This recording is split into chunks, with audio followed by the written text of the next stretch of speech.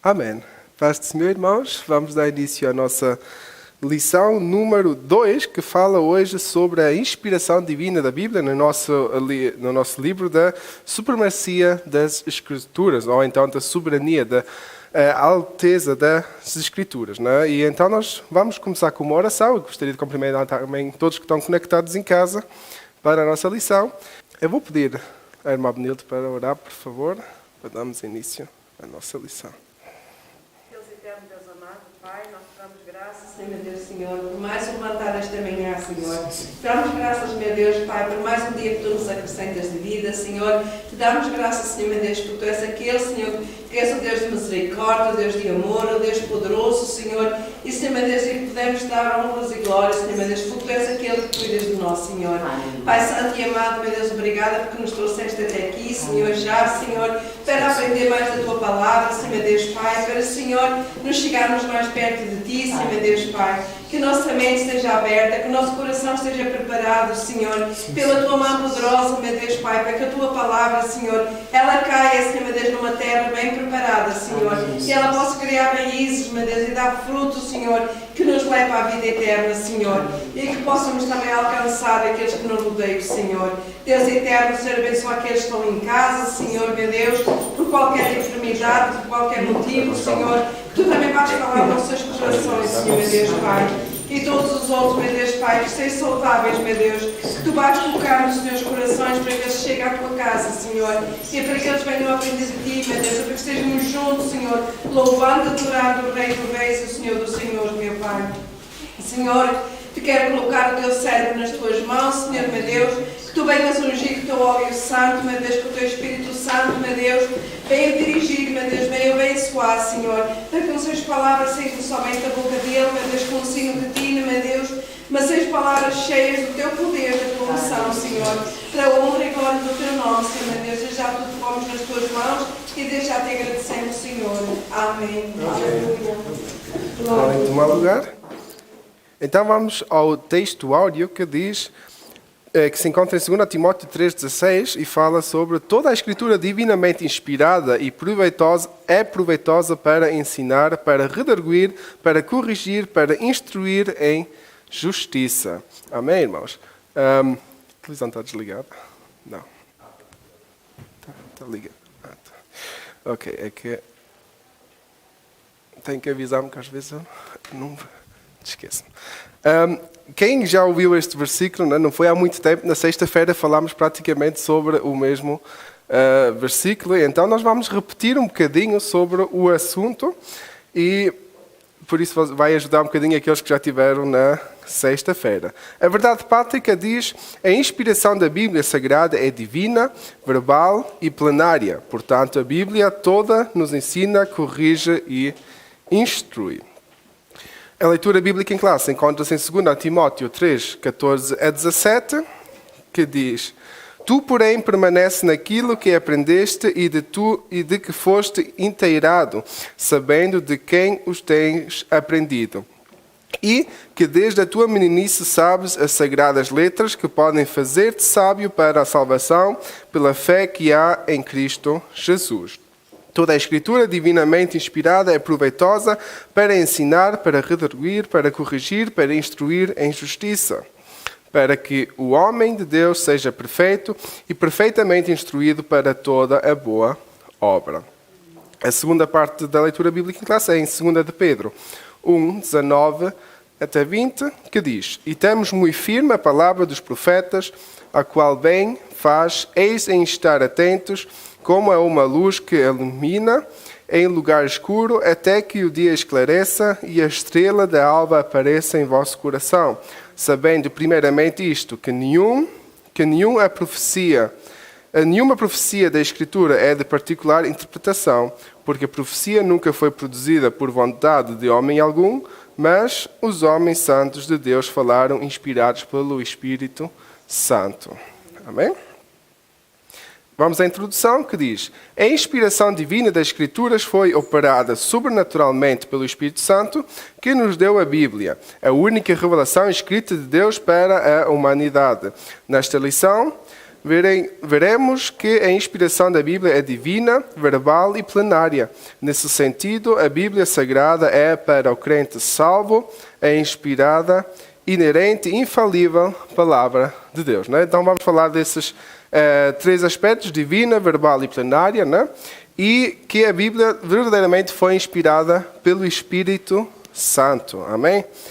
Nós não queremos que a Bíblia é um livro qualquer, né? Não é um livro que foi somente escrito por pessoas e que se juntaram e então decidiram escrever a Bíblia. Nós, como já falámos na vez passada e falámos também na sexta-feira, a Bíblia foi escrita num período de 1500 anos. Por isso os autores nem se conheciam, né? Porque é difícil que Moisés chegou a conhecer a João, que é o último autor da Bíblia, devido à longa idade, né? Ao longo prazo que a Bíblia foi escrita. Mas mesmo assim nós cremos e nós percebemos que a Bíblia, no seu conteúdo, é inspirada por Deus, porque não há contradição, né? Assim como nós também falámos na sexta-feira. Mas então vamos entrar no primeiro tópico, que fala sobre a doutrina da inspiração bíblica. Ponto 1. A inspiração bíblica é divina. Nas páginas do Antigo Testamento, a expressão "assim diz o Senhor" e similares são usadas mais de 3.800 vezes. Ao receber a revelação no Monte Sinaí, Moisés escreveu todas as palavras do Senhor, como está em Êxodo 24:4. Jeremias foi advertido: não esqueças nem uma palavra, como diz Jeremias 26:2. No texto do Novo Testamento, Paulo disse que usava as palavras que o Espírito Santo ensina, em 1 Coríntios 2:13. João assegura que o Senhor lhe revelou coisas que brevemente devem acontecer, em Apocalipse 1:1. E o Senhor Jesus asseverou até os sinais diacríticos do texto hebraico eram inspirados. Nem um J ou um til se omitirá da lei. Mateus 5:18. Assim sendo, as Escrituras reivindicam que a mensagem bíblica veio da parte de Deus. Amém? É interessante porque aqui Jesus praticamente está a afirmar, né, para aqueles que duvidavam que o Antigo Testamento, a antiga Torá, aquilo que o povo de Israel já tinha recebido como lei, também era verídico, era dado por Deus, não era invenção do homem. Mesmo que os fariseus inventassem muitas leis à parte e fossem muito duros na maneira como eles exigiam do povo, né? Não da maneira como eles viviam, mas da maneira como eles exigiam do povo, Jesus confirmou que tudo aquilo que está escrito era verdadeiro. Tudo aquilo que ele estava a falar, ele aí não punha a mão no fogo, né, por eles, mas tudo aquilo que estava escrito é verdadeiro. Né? E assim, nós vemos em vários textos bíblicos que foi Deus que deu as palavras para serem escritas na Bíblia. O segundo ponto fala sobre a inspiração bíblica, que a inspiração bíblica é verbal. Ratificamos que a Bíblia é divinamente inspirada, como nós já lemos em 2 Timóteo 3:16. Essa tradução vem do termo grego theopneustos, que significa literalmente soprado por Deus. Amém? Desse modo, a inspiração é chamada de verbal porque Deus soprou nos escritores sagrados aquilo que deveria ser escrito. Porém, os autores bíblicos não foram usados automaticamente como se escrevessem um ditado. Eles foram instrumentos de Deus e cada qual com a sua própria personalidade e talento escreveram inspirados pelo Espírito Santo. Essa ação divina foi tão intensa que todas as palavras registradas na Bíblia eram exatamente as que Deus queria ver empregadas nas Escrituras. Amém? É muito importante essa parte, né? Nós muitas vezes pensamos, ok, então a Bíblia é autêntica, é a palavra de Deus, mas foi escrita por homens que são falíveis, homens que são como nós, que estamos aqui reunidos, né? Então podíamos perguntar, mas então como é que nós podemos crer que é a palavra de Deus? Será que Deus disse cada palavra que eles deviam escrever? E aqui fica muito claro que não. Porque assim como Deus nos dá hoje em dia a liberdade, ao pregar, né, dirigido pelo seu Espírito Santo, Deus nos dá um tema, dá-nos uma direção. Né? Mas não é que nós recebemos todas as palavras que estamos aqui a dizer. Né? Eu não estou aqui a ouvir uma voz para dizer aquilo que eu estou a dizer. Mas Deus nos capacita para falar sobre os assuntos que Ele quer. Né? E aqui então percebemos que a Bíblia foi escrita da mesma maneira, né? com todas a personalidade, né? Cada autor, se nós formos ver, escreveu de outra maneira. o maior exemplo que nós temos é os 4 evangelhos. 4 evangelhos que relatam a mesma história, mas que são escritos de 4 maneiras diferentes, não é? E até temos uma das versões que é a mais radical delas todas, digamos assim, que é de João, que tem uma perspectiva completamente diferente daquilo que aconteceu no tempo de Jesus. Mas se formos ver, as histórias são as mesmas. A vida que Jesus viveu é a mesma nos 4 evangelhos, mas a maneira como foi escrita é diferente. Porque nós vimos que também que as pessoas que escreveram tinham outro tipo de relacionamento com Jesus, não é? João era aquele que estava sempre mais apegado a Jesus, então escreveu muito sobre o amor de Jesus.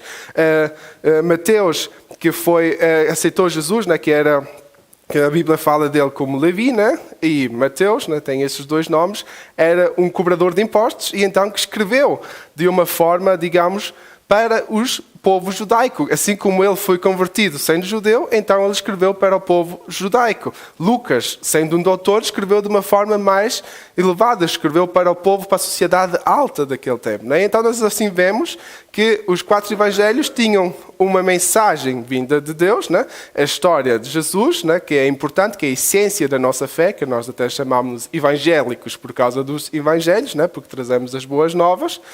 E nós percebemos então que mesmo assim eles foram inspirados por Deus, não? Mesmo que o relato seja um pouco, ou de uma forma diferente, mas a inspiração veio dada pelo mesmo Espírito Santo. Amém? Terceiro ponto, a inspiração bíblica é plenária. A inspiração da Bíblia também é plenária, isto é, a inspiração é total e completa, tanto do Antigo quanto no Novo Testamento. Paulo afirma que toda a Escritura é inspirada, como nós já lemos em 2 Timóteo. Nossa declaração de fé professa que a inspiração da Bíblia é especial e única, não existindo um livro mais inspirado e outros menos inspirados, tendo todos o mesmo grau de inspiração e autoridade. Significa que nenhum texto deve ser desprezado. Aos Romanos lemos que tudo que dantes foi escrito para nosso ensino foi escrito. Romanos 15, 4. Nesse aspecto, ratificam os que a Bíblia não apenas contém ou torna-se a Bíblia, mas, sobretudo, ela é a inspirada palavra de Deus, plena, sem erros e sem falha alguma. Nós na sexta-feira também falámos nessa direção, não é? Nós não podemos nunca dizer que eu não gosto do texto A da Bíblia, não gosto daquele versículo parece que não é para mim. Não? E dizer que, mas gosto muito do versículo B, que fala para mim, esse é para mim. Não?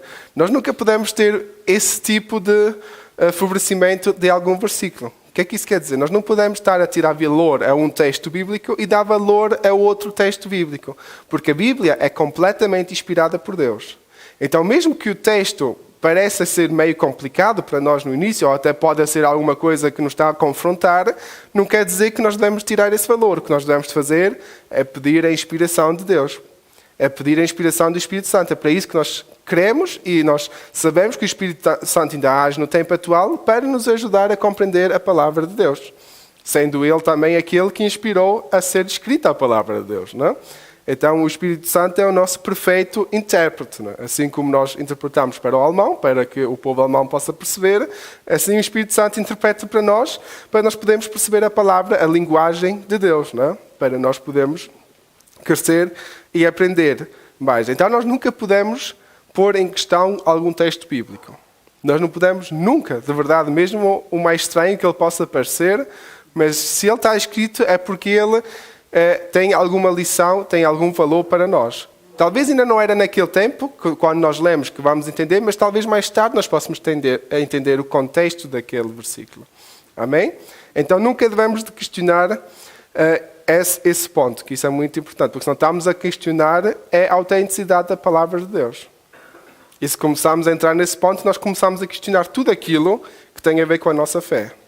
E isso pode ser muito perigoso porque pode nos levar a descrer em Deus. Amém? Vamos ao segundo tópico. Fala sobre a inspiração divina e os autores da Bíblia.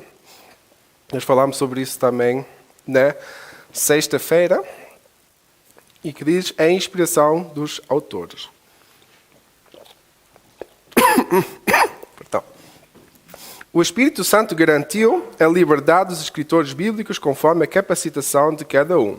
Portanto, a Bíblia possui particularidades quanto ao género literário, gramático, vocabulário e outros. Apesar disso, os autores não se tornaram intérpretes do divino. Isso porque Deus não inspirou os escritores apenas os pensamentos e as ideias. O Espírito Santo também inspirou cada uma das palavras que expressam com exatidão a mensagem divina. Amém? Vamos ler 1 Coríntios 2, 10 e 11.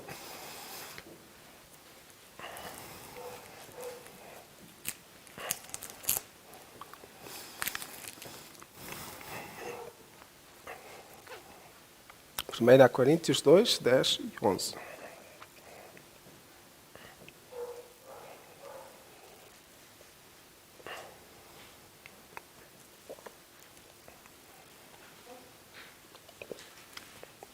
Pode sim.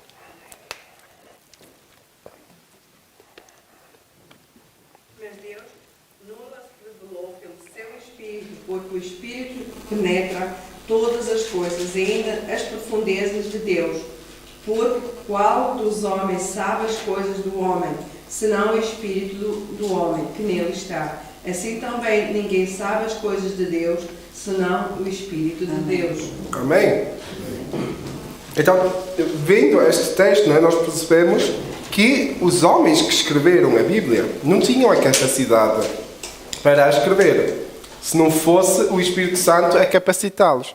Por isso é que nós queremos que, mesmo que não foi Deus a dizer palavra por palavra, as palavras que os autores escreveram eram o Espírito Santo que lhes estava a dar, não é? Mesmo que eles não estavam a ouvir uma voz, não é? Porque a Bíblia foi escrita de várias maneiras, não é? São sonhos, são acontecimentos que aconteceram, não é? Se nós formos ver as crónicas dos reis, as crónicas foram escritas porque se escrevia a história dos reis, mas mesmo assim nós queremos que foram inspiradas por Deus para poder escrever essa história, não é? E essa história nos ajuda também a perceber tudo aquilo porque passou o povo de Israel.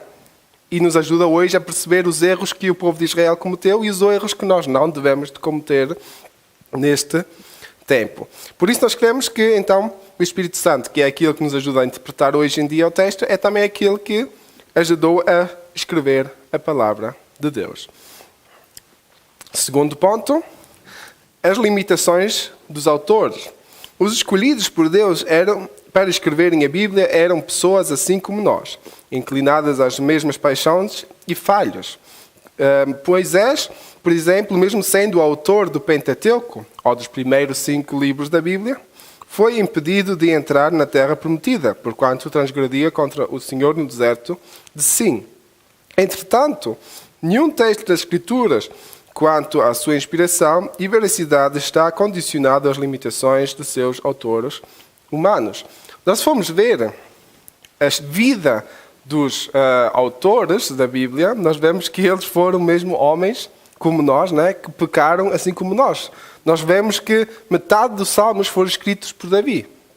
Davi, aquele sendo um rei, né, um amigo de Deus, né, aquele que tinha um coração igual a Deus, mesmo assim foi aquele que mandou matar o esposo de Betseba para ficar com ela, né?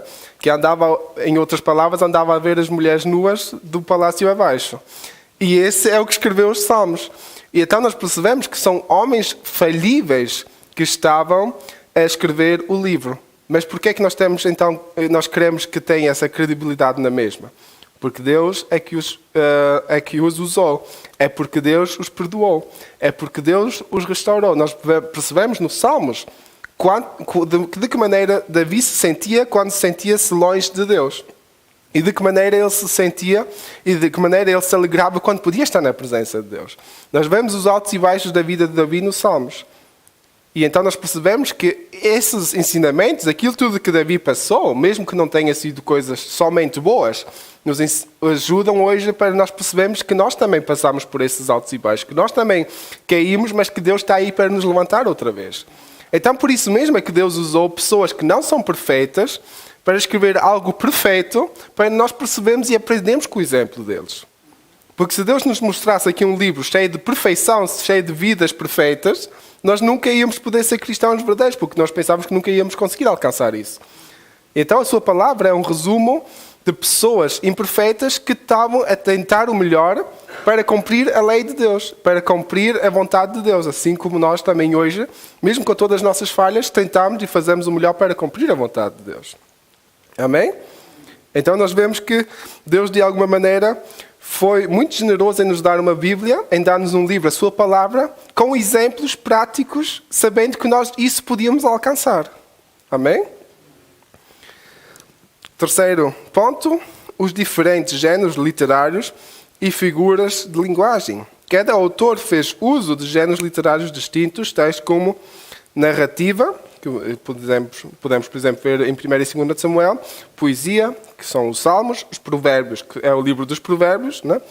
Etc.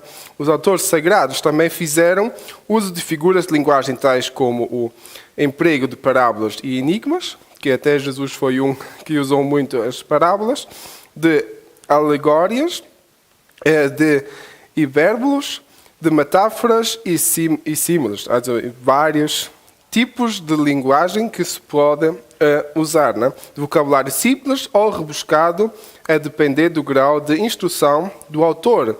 O emprego dos recursos literários evidencia a cultura do escritor, mas em hipótese alguma invalida a inspiração da palavra de Deus. Amém? Então nós percebemos que a palavra de Deus foi escrita em várias formas diferentes, né? Como os salmos, que são poesias, os provérbios, que são provérbios, né? Essa palavra ainda se usa até hoje, né? Ou temos as parábolas, tanto de Jesus como várias parábolas que houve no Antigo Testamento, né? E isso tudo, mesmo sendo formas diferentes de escrever, demonstra de uma maneira a inspiração de Deus para com o autor, mas também a liberdade que Deus deu ao autor para escrever de uma maneira adequada à maneira como ele sabia escrever, não é? Assim como eu estava há bocado a dar o exemplo de Levi ou Mateus sendo um cobrador de impostos, de certeza que não tinha a mesma capacidade de escrever ou de escrever um texto como, por exemplo, tinha Lucas, sendo um doutor, não é? Então nós percebemos que esse nível, ou a maneira como era escrito, junto com a inspiração de Deus, deu um certo caráter a cada livro, a cada texto que foi escrito. Amém? Então, só porque há diferenças dentro do texto, só porque há diferentes maneiras de ser escrito ou contada a história, não quer dizer que tiramos a autenticidade a esse texto. Não é? Assim como se, por exemplo, se nós formos ler um capítulo da Bíblia e eu se perguntar à irmã Jacqueline para resumir, ou eu perguntar à irmã Morena para resumir, vão resumir de maneira diferente, mas vão falar sobre o mesmo conteúdo. E é o mesmo que aconteceu com os autores da Bíblia, né? Eles resumiam, eles escreviam aquilo que Deus inspirava, mas da maneira como eles podiam. E então assim, houve diferentes maneiras de ser escrita, mas mesmo assim não é menos inspirado por Deus do que do outro, né? Amém? Vamos ler Provérbios 2:6.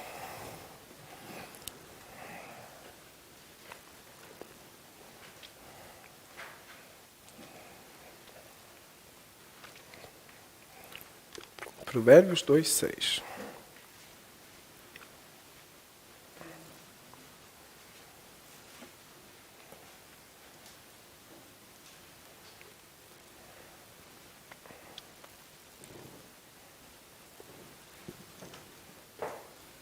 Porque o Senhor é quem dá a sabedoria, e Deus concede o saber e o entendimento. Amém?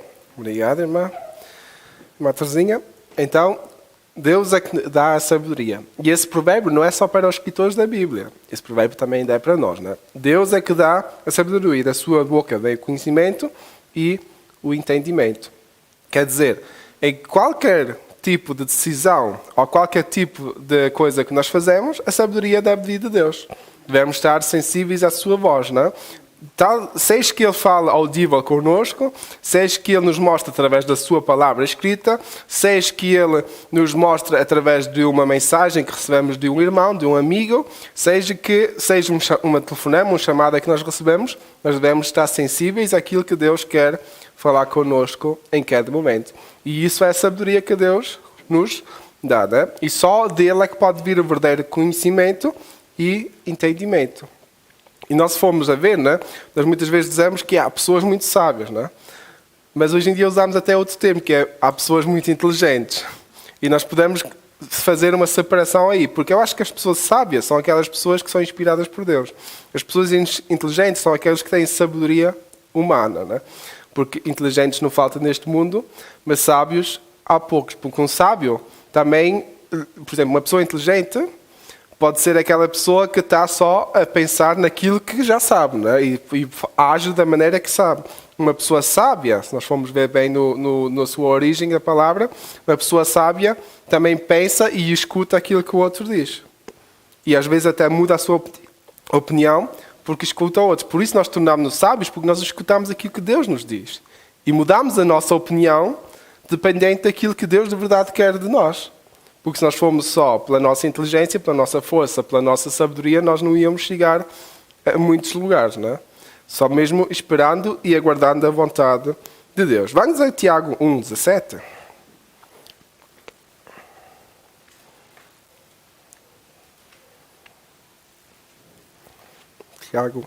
Tiago 1,17.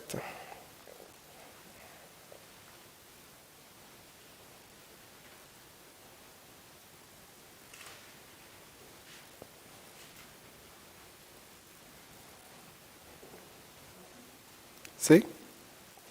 Toda boa dádiva e todo dom perfeito vem do alto, descendo do Pai das luzes, em quem não há mudança nem sombra de variação. Amém? Então nós percebemos que tudo que é bom, tudo que é dado por Deus vem do alto, né? O Pai das luzes vem de Deus, né? E que não há mudança nem sombra de variação quer dizer que não há alteração naquilo que Deus nos diz. Deus não é mentiroso. Deus se promete alguma coisa, Ele o vai fazer. Deus se diz alguma coisa, é porque é assim. Não há alternativas, não há plano B. A verdade de Deus é absoluta. A verdade humana altera-se todas as semanas, né? Até no tempo de certos presidentes nós ouvíamos que há verdades alternativas, né? Há fatos alternativos. Mas a verdade de Deus não tem alternativas. É absoluta. Amém? Vamos ao quarto ponto que diz a linguagem do senso comum.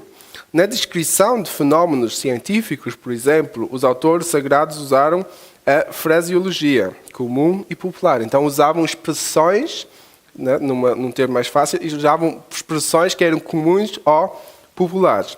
Para citar um dos casos, ao descrever a herança dos Rubenitas, também dos Gaditas e a meia tribo de Manassés, Josué fez alusos ao nascer do sol, que está em Josué 1,15.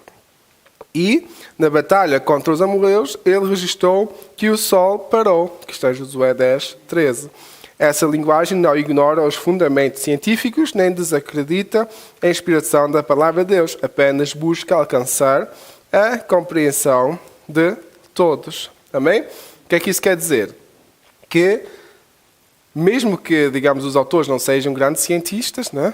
Que, mesmo que os autores estavam a tentar descrever algo dado por Deus ao povo, eles usavam a linguagem do povo. E é algo que nós também temos que aprender para o tempo atual, porque às vezes, principalmente quando se estuda muito teologia, se pode começar a falar muito complicado. E nós temos, às vezes, pregadores que falam complicado, que nós já não percebemos metade da pregação. E isso é algo muito perigoso, porque nós devemos saber quem é que é a audiência, nós devemos saber quem é que está a escutar a palavra. E então nos adaptar a essa linguagem. Se eu estou a falar com um povo, e não estou a dizer que existem povos burros, não é isso que eu estou a dizer, mas um povo que não, tem um intelecto, digamos assim, não tão avançado, eu não posso estar a falar, sei lá eu, da hermenêutica, da homilética e da sei lá do quê, né? Esses termos todos teológicos que se pode usar, porque não vai ajudar ninguém. Eu tenho que então falar, se estou a falar da homilia, tenho que falar da palavra de Deus, daquilo que se fala de Deus, né? Eu tenho que falar daquilo, por exemplo, se eu estou a falar da ordem do culto, eu não posso dizer que é uma liturgia, porque ninguém vai perceber o que é liturgia. Tenho que dizer a ordem do culto, da maneira como nós temos um culto, né? Existem os termos, então eu tenho que saber com quem é que eu estou a falar. Amém? E é isso que a Bíblia também usou. Né? Os escritores usavam então termos, usavam ditados, usavam palavras daquele tempo. Irmã Morena? Eso igual que se figura muchas veces los pastores cuando comienzan a predicar, que una parte de la prédica siempre es lengua. Que hablan más en lengua, hay pastores que hablan más en lengua que de la misma palabra. A veces tú ni entiendes el mensaje. Sim. ¿Ya? Isso é algo que, pronto, nós somos numa igreja pentecostal e às vezes nós temos essa tendência de entrar muito no falar em línguas, não é? Mas nós fomos ver até mesmo o contexto bíblico que Paulo nos deixa, e se nós olharmos aquilo que ele disse à igreja de Coríntios, ele disse que é melhor estar calados, porque se não houver intérprete, não falem. Né? Claro que nós não somos nesse ponto tão extremo, porque nós somos uma igreja pentecostal e damos uma liberdade também à igreja ter um tempo para fazer isso. Né?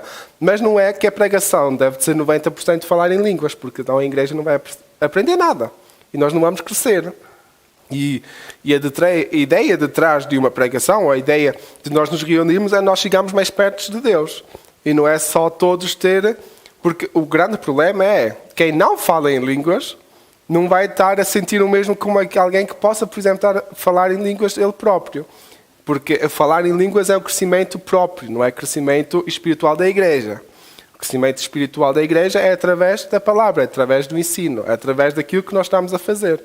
E às vezes nós focamos-nos muito só no falar em línguas e não nos focamos no ensino da Bíblia. Não é? Isso é muito perigoso. Não é? É isso também uma das linguagens que podemos usar que não estão a ajudar o crescimento da igreja. Não é? Temos que ter esse grande cuidado. E principalmente, por exemplo, quando... Eu dou exemplo, por exemplo, a irmã Jacqueline. Imagino quando ela está com as crianças, na escola dominical das crianças, ela não vai falar da mesma maneira como se estivesse aqui a pregar para nós. Porque ela vai ter que usar palavras, ela vai ter que, mesmo as palavras que estão na Bíblia, ela vai ter que explicar uma por uma, porque as crianças não vão perceber o que estão a ouvir. E assim, também nós temos que saber com quem é que estamos a falar. Não é? Eu posso falar com vocês sobre certos assuntos da Bíblia, porque eu sei que vocês já têm algum contexto. Mas se eu for, por exemplo, falar que nós precisamos do sangue de Cristo, alguém que está a ouvir isso pela primeira vez vai pensar, mas o que é que eles estão a fazer? Estão a fazer sacrifício de homens? Ou o que é que está a acontecer? Não? Nós temos que explicar que Jesus derramou o seu sangue na cruz porque Ele morreu por nós. Não? Isso é importante. Isso é, por exemplo, muito importante quando nós temos visitas. Não? Para as pessoas terem todos o mesmo contexto e perceber o que é que está a acontecer durante o culto. E essa linguagem do senso comum, então, era que os escritores da Bíblia também usavam. Usavam os ditados, usavam palavras, termos que o povo conhecia. E esse cuidado nós também temos que ter no tempo atual. Amém? Vamos ao terceiro tópico, porque o tempo, como sempre, corre. Primeiro ponto, a inspiração do Antigo Testamento. A Bíblia é categórica em reiter sua inspiração divina. O registro de Juízes ensina que os livros de Moisés são mandamentos do Senhor. Estas reconhece como inspirados os livros de Jeremias, Ageu e Zacarias. A respeito da inspiração da lei de Moisés e dos profetas, Zacarias ensinou que os seus escritos eram a palavra que o Senhor dos Exércitos enviara pelo seu Espírito mediante os profetas precedentes. O próprio Cristo mencionou a lei de Moisés e os profetas e os escritos como livros inspirados. Essas declarações atestam o Espírito Santo como a fonte originária de inspiração do Antigo Testamento. Amém?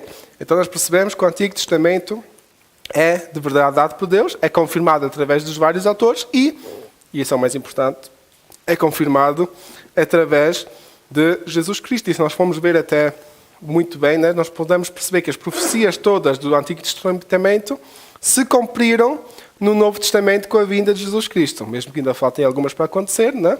Mas uma grande parte se confirmou através da vinda de Jesus Cristo. Então nós percebemos que há uma conexão entre o Antigo Testamento e o Novo Testamento e há uma confirmação do Antigo Testamento através da vida de Jesus Cristo e sabemos que então faltam ainda alguns atos de Daniel, por exemplo, que fala sobre os fins do tempo, em especial para o povo de Israel, e em Apocalipse, no Novo Testamento, todos os relatos que Jesus deixou e que João descreveu, inspirado por Deus, então sobre o fim do tempo.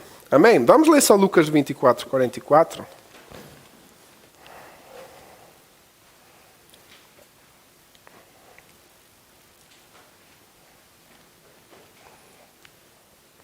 Lucas 24, 44. Sim? São estas as palavras que vos disse. Estando ainda convosco, convinha que se cumprisse tudo o que de mim estava escrito na lei de Moisés e nos profetas e nos salmos. Amém? Até aí. Então nós percebemos aí que Jesus estava a confirmar e estava a dizer que tudo se devia de cumprir o que está na lei, dos profetas e nos salmos, não é? É importante porque se nós vemos isso, se Jesus está a dizer isso, é porque ele também sabia que havia autenticidade naquilo que está escrito. Jesus nunca ia dizer, fazei aquilo que está escrito nos Salmos, se ele dissesse, aquilo foi Davi que escreveu e ele fez montes de erros. Não é? Jesus se disse, ouvi os Salmos, usai-os para o louvor, usai-os para a vossa meditação, é porque Jesus queria e sabia que os Salmos eram autênticos. Amém? Então aí vemos a confirmação por parte de Jesus, sendo Deus, dos textos do Antigo Testamento.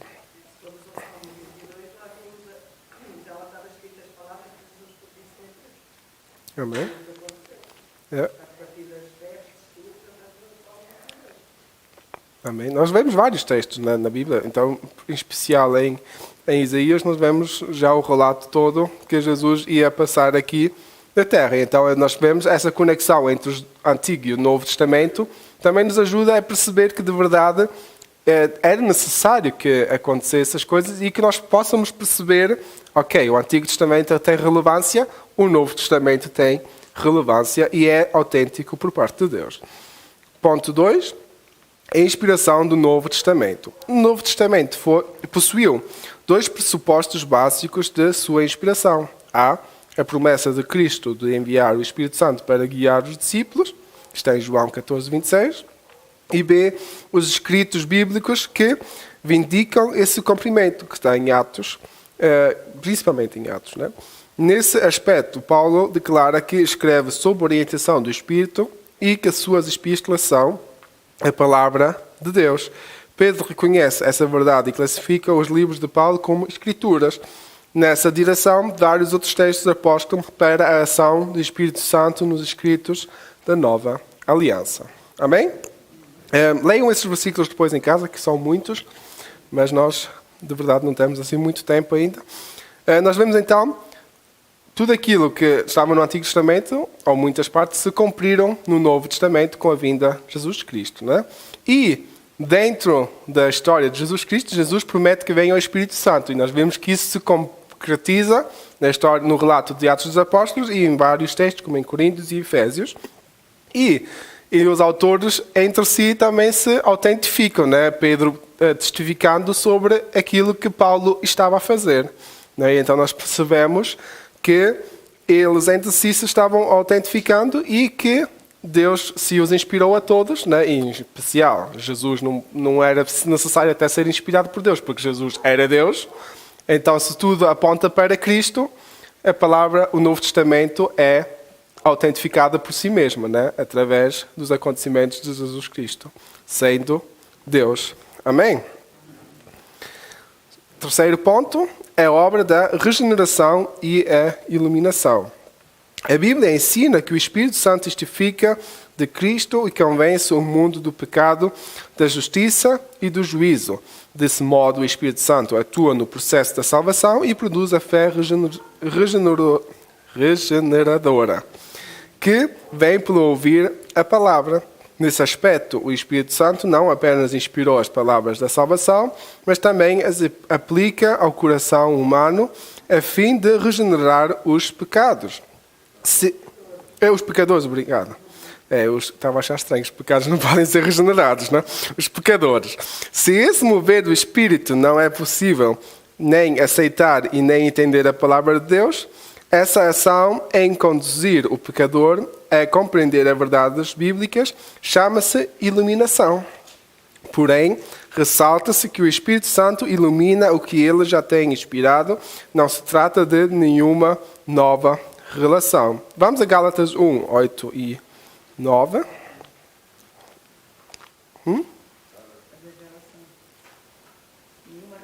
Nenhuma revelação, yeah.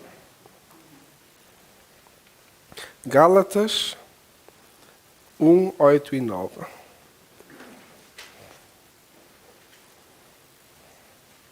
Mas ainda que nós mesmos, ou um anjo do céu, vos anuncie outro evangelho, além do que já vos tenho anunciado, seja anátema.